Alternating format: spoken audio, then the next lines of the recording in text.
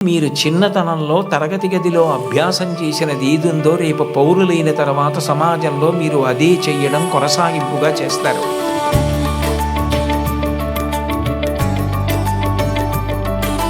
ఒక దేశాభివృద్ధి కార్యక్రమాలని రచన చేసేటప్పుడు జనాభా అన్నది అత్యంత ప్రధానమైన ప్రాతిపదిక.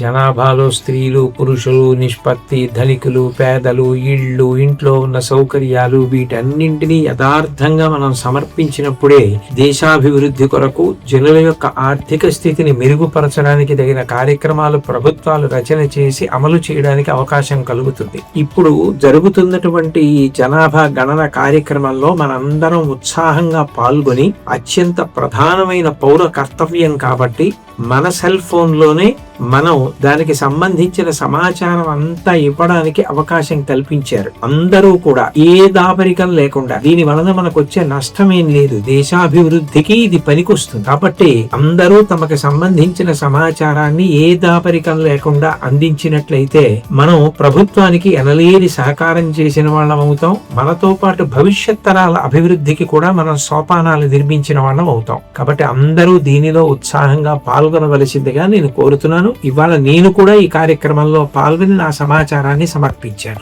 శుభం. మన జనగణన మన వికాసం.